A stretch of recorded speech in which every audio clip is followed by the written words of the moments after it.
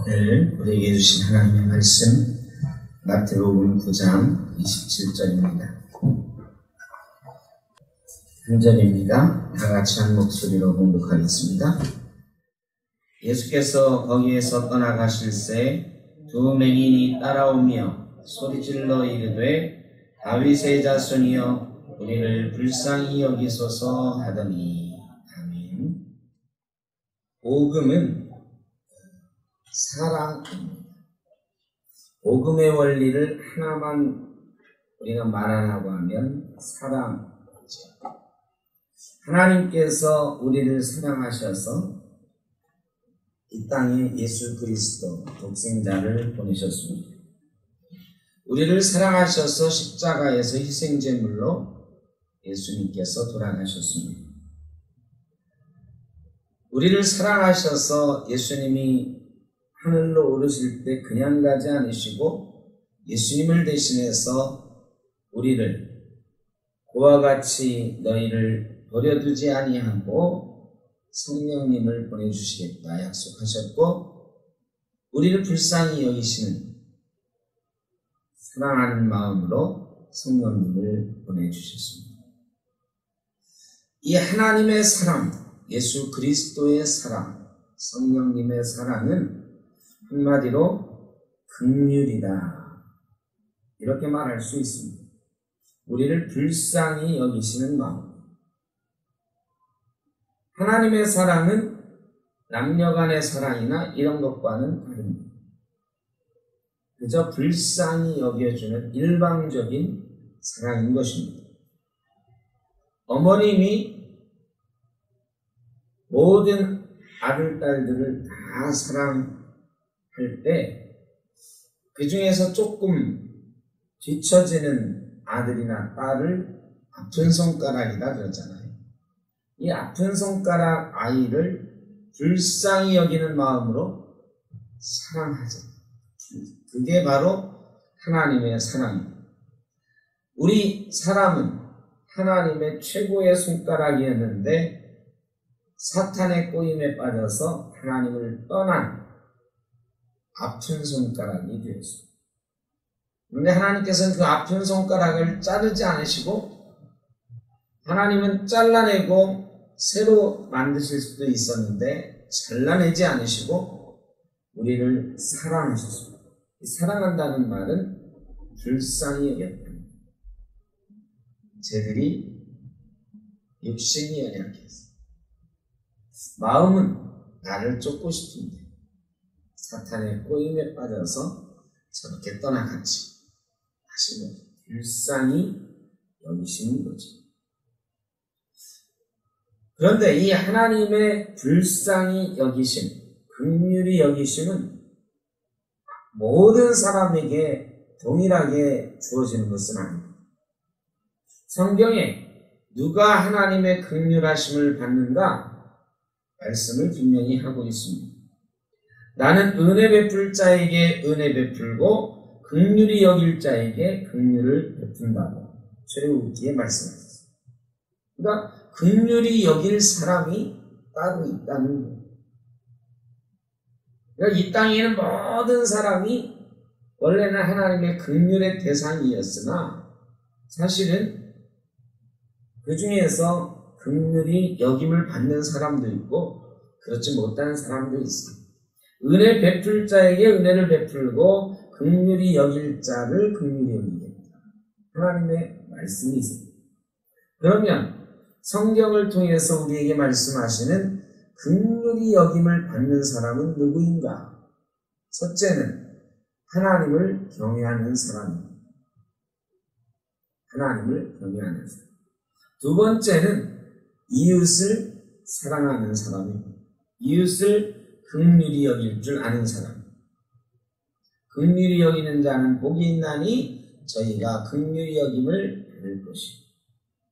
긍휼히 여기는 자. 하나님을 경외하는 자, 그 이웃을 긍휼히 여기는 자. 욥이 그랬어요.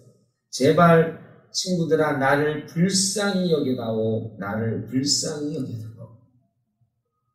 욥이 고통스러워하는데 와서 친구들이 막 힐난하고 비난하니까 욥이 마음이 너무너무 아팠어. 나는 지금 죽게 생겼는데 이 죽게 생긴 순간에 너 잘못을 내놔라, 회개하라. 그러니까 괴로워 죽겠어. 그래서 친구들한테 말합니다. 나한테 따지지 말고 나를 좀 불쌍히 여겨다오. 불쌍히 여겨다오. 19장에 2번이나 연거푸 나를 불쌍히 여겨다오. 나를 불쌍히 여겨다오. 욥의 이 마음 얼마나 처절했습니까? 이런 사람을 불쌍히 여길 줄 아는 사람을 하나님께서 불쌍히 여기셔서 긍휼을 베푸십니다. 세 번째는 누구일까요? 하나님을 경외하는 사람, 이웃을 긍휼히 여기는 사람. 세 번째는 간절한 사람. 하나님의 사랑을 간절히 원하는 자. 하나님의 불쌍히 여기심을 간절히 바라는 자. 오늘 마태복음 9장 27절에는 간절함을 가진 사람들이 나옵니다. 두 맹인이 예수를 따라가며 소리질러 이르되 주여 우리를 불쌍히 여기소서. 여러분, 이 맹인들이 따라가며 소리치는 게 쉬운 일일까요? 이게 쉬운 일이 아니에요. 사람들이 많이 있거든요. 이 사람들을 막 따라가다 보면 걸려서 넘어질 수도 있어요. 사람들이 소리 지르는 것을 소리 지르지 말라고 막기도 해요. 예수님이 못 듣고 100m, 200m 쭉 가시면 여러분 보통 사람은 100m, 200m 아무것도 아니지만 맹인은 그 사람들 이 많은 곳에서 그 막 쫓아가면서 소리 지르는 게 쉬운 일이 아니에요. 성경은 표시하고 있지는 않지만 제가 생각하기에 이 사람들 여러 번 넘어졌을 거예요. 지팡이 짚고 이렇게 따라갔을까요? 마음이 급한데 지팡이 제 생각에 그런 거 없어요. 막 따라가면서 이 따라가며라는 말은 천천히 조심스럽게 이런 말이 아니에요. 그냥 예수님 어디 가실까? 소리로만 따라가는 사람들이 웅성웅성하고 막 이런 소리를 지금 따라가는 거잖아요. 그 웅성웅성하는 소리를 이겨보려고 주여 우리를 불쌍히 여기소서. 소리를 지금 얼마나 간절할까요? 간절한 거죠. 이런 간절한 사람에게 우리 주님께서 불쌍히 여기셔서 그들의 눈을 만지시며 이르시되 너희 믿음대로 되리라 하셨어요. 불쌍히 여김을 받는 사람은 나를 불쌍히 여겨달라고 간절히 주님을 따라가면서 외치는 사람입니다. 여러분, 가만히 있는다고 다 불쌍히 여기지 않아요. 나를 불쌍히 여겨달라고 손내밀면서 소리치는 사람이 불쌍히 여김을 받아요. 보통 세상에서도 그래요. 저희 교회는 작은 교회라서 그렇게 많은 경험이 없습니다만 이 가끔씩 전화도 오고 편지도 와요. 그러면 좀 도와달라고 하는 어떤 기관들, 복지기관들 이런 곳도 많이 있어요. 그런데 저희 교회는 작은 교회입니다. 그러면 보통 다 이렇게 끊으세요. 알고 끊으세요. 여기 개척교회인가 보다. 근데 반복적으로 연락해오는 분도 있어요. 그러면요, 가끔은 그래요. 가끔은 이 반복적으로 연락해오는 분한테는 기회가 되면 돕고 싶은 마음이 생깁니다. 여기는 정말로 도움이 필요한가 보다. 우리 교회가 어려운 교회라고, 작은 교회라고 말했는데도 오죽하면 또 전화하시고 또 전화하시고 이런 생각입니다. 그래서 그 형편이 되어지면 거기가 먼저 생각이 나네. 그래서 선지기를 보내기도 합니다. 간절한 사람이 도움을 받습니다. 불쌍히 여김을 받습니다. 그런데 이 간절함은 어디서 나오는 걸까요? 이 간절한 마음, 주님 나를 불쌍히 여기소서, 이 간절한 마음은 어디서 나오는 걸까요? 아무나 이 간절한 마음이 생기지 않아요. 이 간절한 마음은 주님 나를 불쌍히 여겨달라고 하는 이 말 속에는 나를 굉장히 겸손하게 여기는 마음이 있습니다. 여러분, 불쌍히 여겨주십시오. 이런 말은 내가 도움을 받을 형편이 돼요, 못 돼요? 내가 도움을 받을 만한 자격이 있어서 도와달라고 하는 거예요? 아니야. 나 도움 받을 자격 없어. 우리 교회 전화하는 분이 우리 교회 도와달라고 할 만한 없어. 그런데 2번, 3번 전화하시는 거는 자격은 없지만, 우리 교회랑 관계는 없지만 우리를 불쌍히 여겨주십시오. 겸손한 마음, 절실함과 겸손함이 같이 있는 거예요. 얼마나 자존심 상할까요? 한 번 전화했는데 안 합니다 한 거를 또 전화하고 자존심 상하는 일이에요. 그런데 맞습니다. 죄송합니다. 또 전화드렸네요. 그렇지만 우리를 좀 불쌍히 여겨주십시오. 겸손함이. 나는 도움받을 만한 저기가 없지만 우리가 돕는 저 사람들을 위해서 좀 도와주십시오. 겸손함이 있어. 성경은 말합니다. 사도 바울이 하나님의 사랑이 발동하기 위한 대전제는 내가 죄인임을 깨닫는 것입니다. 사도 바울이요, 고린도전서, 에베소서, 로마서 이런데 쭉 계속적으로 반복해서 말하는 건 뭐냐? 우리는 죄인이다. 내가 죄인임을 깨달을 때 우리는 하나님 앞에 감사할 수밖에 없다. 내가 죄인 중에 괴수다. 나의 나된 것은 하나님의 은혜다. 바울의 자기 인식은요, 나는 죄인이라는 거예요. 나는 죄인인데 하나님께서 나를 은혜로 불쌍히 여기셔서 사도로 삼으시고 복음을 위한 도구로 나를 사용하셨다는 거예요. 바울의 하나님에 대한 대인식의 전제는 뭐냐? 하나님이 나를 사랑하신다는 건데 나는 사랑받을 자격이 없는 죄인 중에 괴수라는 거예요.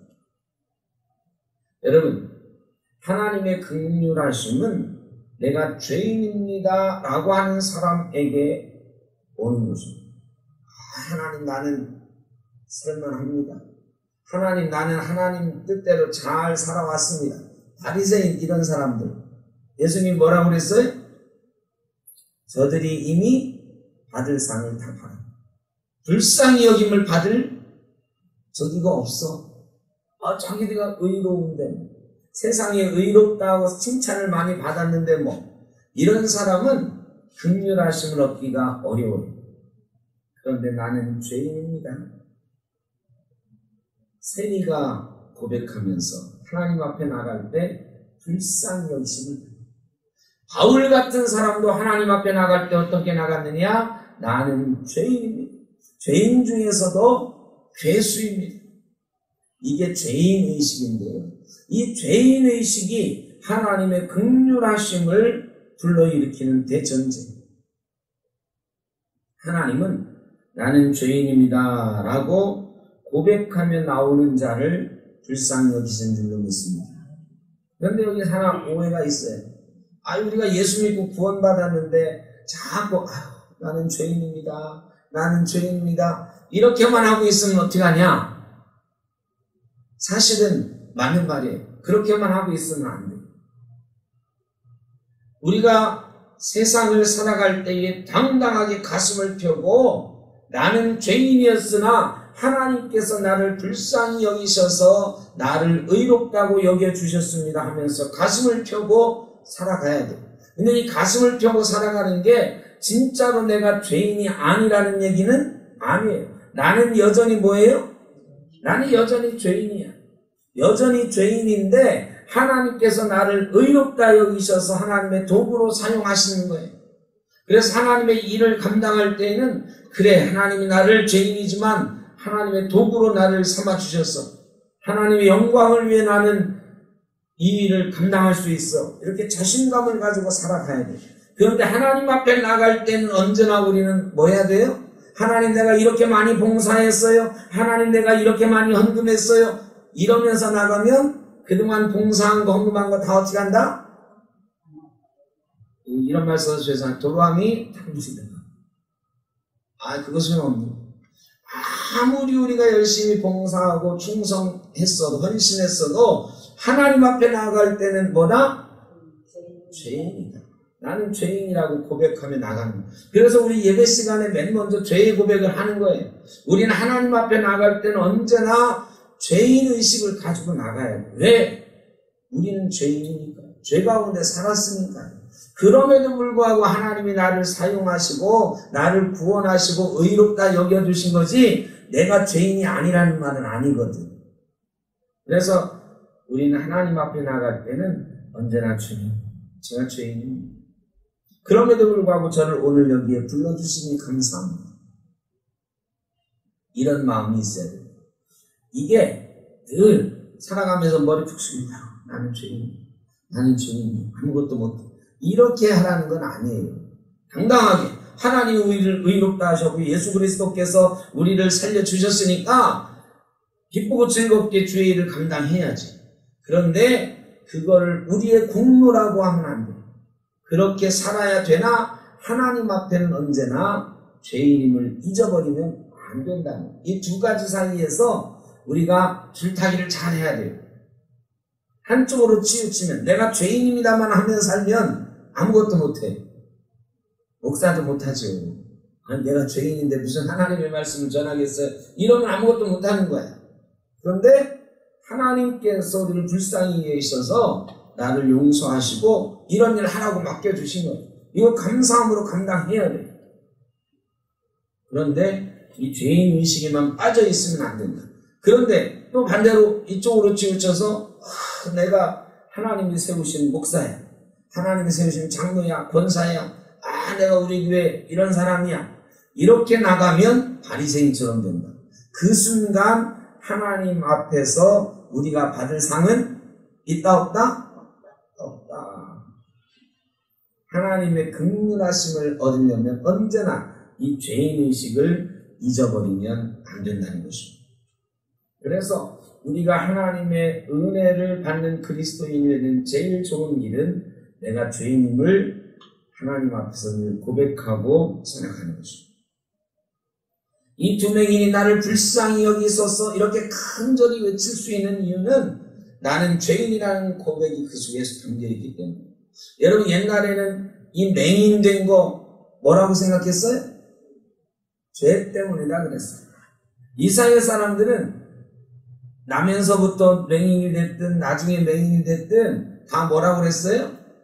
죄 때문에. 욥기에도 그래서 공격하는 거야. 너 죄 없이 하나님이 그렇게 할 리가 없다고 그렇게 생각을 하는 거야. 이 맹인들은 아마 평생 내가 우리말로 하면 전생에 무슨 죄를 이렇게 많이 졌어. 이렇게 살았어. 내 죄인가 우리 부모님 죄인가 어쨌든 죄인이야. 내가 그래서 눈 먼 거지. 이렇게 살았습니다. 세상이 그렇게 그들을 세뇌시켰어요.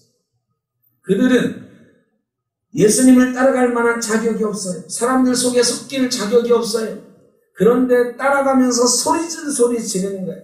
주님 나를 불쌍히 여기소서. 이 말 속에는 뭐가 담겨있느냐? 주님 내가 죄인입니다. 내 죄 때문에 눈이 멀었습니다. 우리 부모의 죄 때문에 눈이 멀었습니다.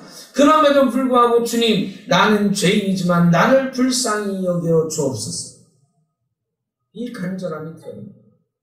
내가 죄인이라고 하는 이 죄인의식이 간절함으로 승화되고 있는 것입니다. 죄인의식을 가질 때에 우리는 하나님 앞에서 간절해집니다. 오늘 우리가 함께 나누는 말씀의 제목은 키리에 엘레이소. 이 키리에 엘레이소는요, 주여 우리를 불쌍히 여기소서를 그대로 헬라말로 번역한 것. 원래는 헬라말을 우리가 주여 우리를 불쌍히 여기소서 번역을 한 거죠. 키리에 엘레이손, 주여 우리를 불쌍히 여기소서. 이거는요, 천주교에서 미사할 때 미사하면서 인내성으로 맨 먼저 부르는 찬송이에요. 그냥 키리에 엘레이손을 계속 반복하면서 인내하면서 나아가요. 주여 우리를 불쌍히 여기소서. 하나님 앞에 나아가는 사람의 처음 노래는 키리에 엘레이손, 주여 우리를 불쌍히 여기소서. 우리도 하나님 앞에 나아갈 때 죄를 고백하면서 나아가요. 이게 그리스도인의 모습입니다. 십자가 앞에서 나는 죄인임을 고백하며 나 같은 죄인을 불쌍히 여기셔서 십자가 지시고 하나님의 아들로 딸로 삼아주신 주의 은혜를 기억하며 나아가는 간절한 기도가 담겨있는 노래. 기독교 역사상 오랫동안 제일 짧은 기도지만 제일 강력한 기도는 바로 이 키리에 엘레이손, 주여 우리를 불쌍히 여기소서. 여러분, 오늘 우리가 기도할 때에 많은 것을 기도할 거예요. 그 기도의 전제는 뭐냐? 주여 우리를 불쌍히 여기소서. 주님, 내가 하나님의 은혜 받을 만한 존재도 아니고 하나님 앞에 이런 것 달라고 할 만한 자격도 없습니다. 주님, 그래도 나를 불쌍히 여겨 주옵소서. 주님을 따라가며 소리소리 질렀던 이 맹인들처럼 오늘 주님 앞에 우리도 주여 우리를 불쌍히 여기소서, 하나님의 긍휼하심을 간절히 구하는 시간이 되기를 주의 이름으로 축복합니다. 우리 주님께서 우리를 불쌍히 여기실 것입니다.